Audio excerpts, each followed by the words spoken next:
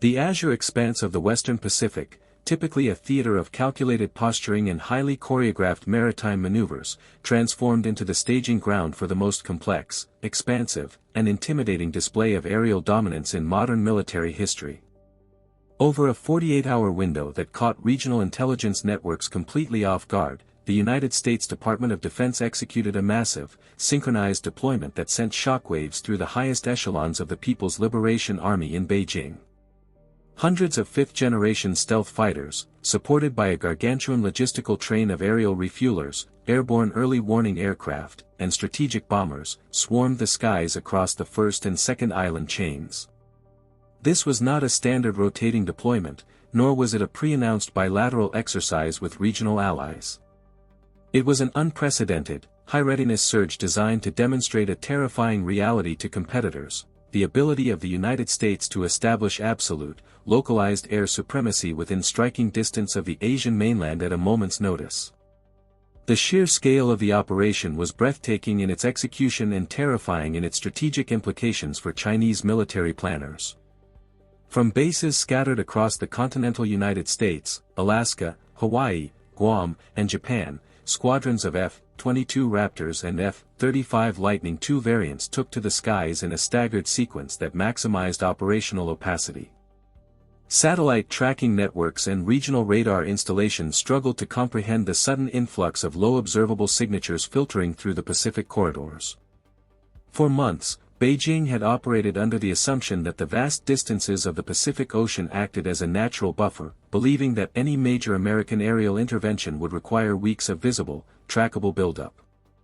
This operation shattered that calculus in less than 24 hours, proving that the tyranny of distance could be completely neutralized by a highly synchronized, long-range force projection model.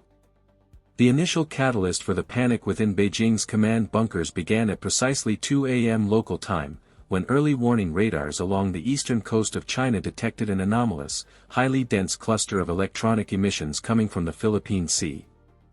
Unlike conventional deployments where aircraft broadcast their positions for safety and coordination, this massive armada was operating under strict emission control protocols, utilizing advanced low-probability of intercept data links to communicate internally without betraying their exact coordinates. To the automated air defense networks of the Eastern Theater Command, the skies appeared simultaneously empty and filled with phantom signatures, creating an acute sense of tactical blindness that triggered an immediate, high-level alert across all Chinese maritime and air defense installations. As the morning progressed, the operational picture became increasingly grim for the Chinese military leadership. It was not just a handful of stealth fighters passing through international airspace, it was a fully integrated, multi-domain strike package. F-22 Raptors from the 3rd Wing at Joint Base Elmendorf-Richardson in Alaska had integrated seamlessly with F-35s from Misawa Air Base and Marine Corps F-35Bs operating from forward locations and amphibious assault ships. This massive swarm of 5th-generation assets was further augmented by B-2 Spirit and B-21 Raider stealth bombers gliding silently through the upper atmosphere, their internal weapon bays configured for long-range anti-ship and land attack cruise missiles. The message was clear, unambiguous, and profoundly disturbing to Beijing: the United States possessed the capability to bypass the heavily subsidized anti-access/area denial bubble that China had spent trillions of dollars constructing over the past 2 decades. The reaction within the People's Liberation Army was one of controlled panic turning into systemic paralysis. For years, Chinese military doctrine had relied on the assumption that its vast arsenal of conventional ballistic and cruise missiles, colloquially known as carrier killers and Guam killers, could hold American intervention forces at arm's length, preventing them from operating effectively within the first island chain. However, a swarm of hundreds of 5th-generation stealth jets, utilizing agile combat employment strategies to scatter across dozens of small, austere island airstrips rather than concentrating at major hubs, completely neutralized the effectiveness of large-scale missile salvos. If you cannot track the target, and if the target does not remain stationary at a massive airbase, the ballistic missile threat matrix begins to collapse. By mid-afternoon, the internal chaos within China's military monitoring stations had reached a fever pitch. Scramble orders were issued to fighter regiments across Shandong, Zhejiang, and Guangdong provinces, with J-25th generation fighters and J-16 strike fighters taking off in a desperate bid to establish a defensive screen along the median line of the Taiwan Strait and the outer edges of the East China Sea. However, the American stealth swarm did not engage in provocative incursions into sovereign airspace. Instead, they skirted the boundaries with mathematical precision, exploiting radar gaps, utilizing advanced electronic deception techniques, and demonstrating an ability to completely map out China's coastal air defense radars without firing a single shot. The Chinese pilots found themselves playing a terrifying game of blind man's bluff, their radars painting empty skies while their passive electronic support measures warned them that they were being locked onto by multiple, unseen adversaries from various vectors. The psychological impact of this massive aerial surge on the Chinese political leadership cannot be overstated. In Beijing, emergency sessions of the Central Military Commission were reportedly convened to assess the sudden shift in the regional balance of power. For a leadership that had grown increasingly confident in its regional dominance and economic leverage, the sudden realization that their primary military systems could be so comprehensively outmaneuvered was a bitter pill to swallow. The official state media apparatus, usually quick to condemn Western military movements with fiery rhetoric and highly stylized videos of their own missile launches, fell uncharacteristically silent for over 12 hours. When a response was finally formulated, it was noticeably muted, avoiding specific details about the American deployment and instead focusing on generic platitudes regarding regional stability and the sanctity of international law. Behind the scenes, the economic and operational toll of the American surge on the Chinese military apparatus was immense. The mass scramble of hundreds of Chinese interceptors consumed vast quantities of aviation fuel and placed a severe strain on the maintenance cycles of their most advanced fighter fleets. More importantly, the operation forced China to activate its highly classified wartime radar frequencies and air defense command networks in order to track the stealth swarm. By doing so, they inadvertently allowed American electronic intelligence collection assets, hovering on the periphery of the exercise, to vacuum up priceless data regarding China's integrated air defense system signatures, command hierarchy, and reaction times. In trying to defend against the phantom threat, Beijing had exposed the very inner workings of its defensive architecture to its primary geopolitical rival. The global financial and geopolitical systems immediately reacted to the massive spike in Pacific tensions. Stock markets across Tokyo, Seoul, and Taipei experienced sharp fluctuations as investors tried to decipher whether this deployment was the prelude to an actual kinetic confrontation or an unprecedented act of coercive diplomacy.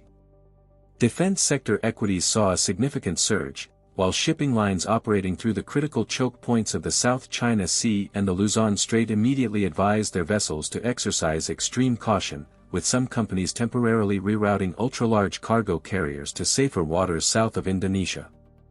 The economic reality of the Pacific as a potential flashpoint was driven home with brutal clarity, reminding the global market of just how fragile the lifelines of international commerce truly are.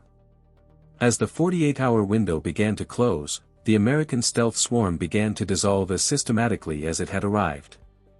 Squadrons detached from the main body, refueled from an invisible network of KC-46 Pegasus tankers, and faded back to their respective home stations across the globe.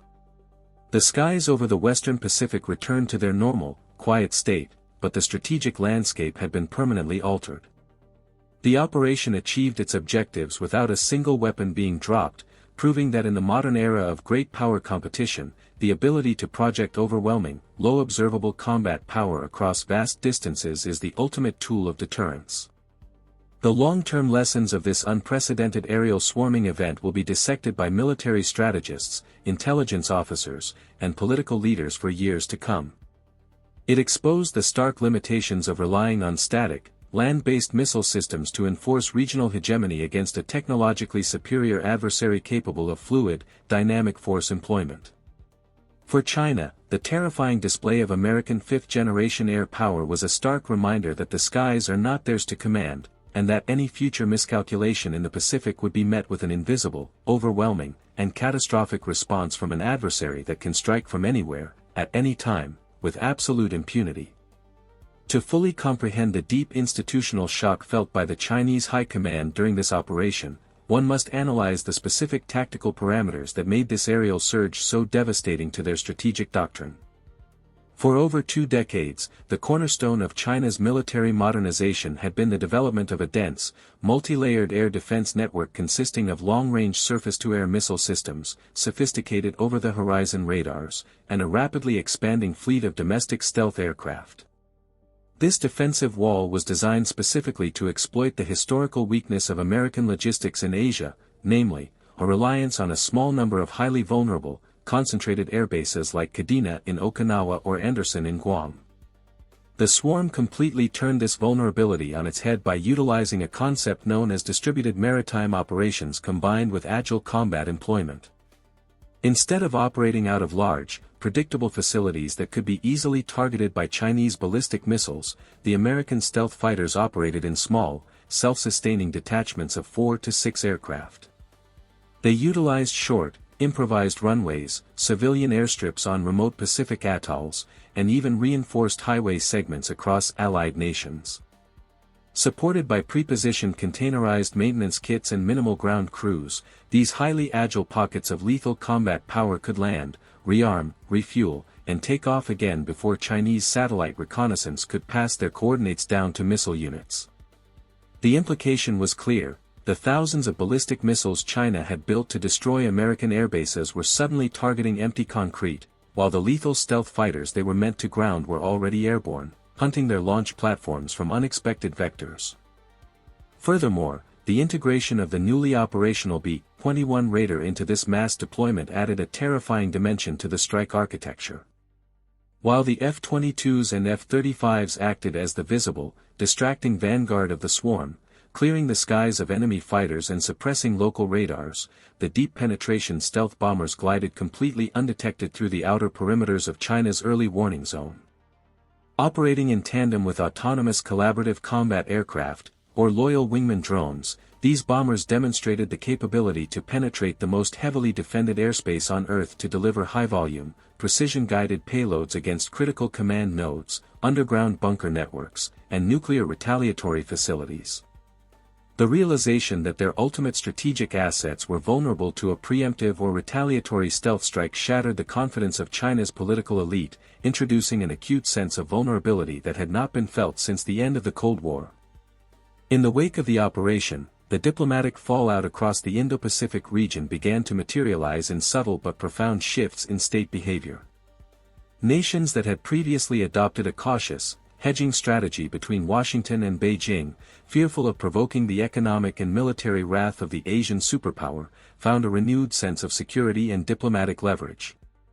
The demonstration proved that despite domestic political debates and commitments in other global theaters, the United States maintained an absolute, unchallengeable surplus of high-end military power dedicated to preserving the status quo in the Pacific. Allies like Japan, Australia, and the Philippines immediately deepened their operational integration with American forces, opening up access to additional forward bases and joint training areas that would make a future stealth swarm even more lethal and difficult to counter. Meanwhile, the internal recriminations within China's military-industrial complex have reportedly begun to surface. Intelligence leaks indicate that several high-ranking officers within the PLA Air Force and the Rocket Force have been placed under intense scrutiny for their failure to accurately predict the scale of the American deployment and for the technical deficiencies exposed in their radar networks during the crisis. The multi-billion-dollar domestic radar systems, which had been advertised as capable of detecting Western stealth technology at long ranges, were found to be highly susceptible to the advanced electronic warfare and cyber disruption suites carried by the attacking aircraft. This technical failure has triggered a frantic, costly scramble to redesign their entire sensor architecture, diverting critical resources away from offensive programs and forcing a comprehensive pause in their regional expansionist timeline. The day the Pacific skies were swarmed by American stealth jets will be remembered as the moment the myth of an inevitable, unchallengeable shift in regional hegemony was conclusively dismantled. It proved that conventional military power is not merely a matter of counting hulls, airframes, or missile silos on a map. It is defined by the invisible threads of logistics, electronic dominance, systemic integration, and the raw, unadulterated will to project that power across global distances at a moment of one's choosing. For a terrified Beijing, the quiet roaring of hundreds of invisible engines over the horizon was an unforgettable lesson in the enduring reality of global air supremacy, a force that remains firmly, terrifyingly in the hands of the United States and its allies, leaving those who wish to challenge it blind, frozen, and completely exposed in the dark.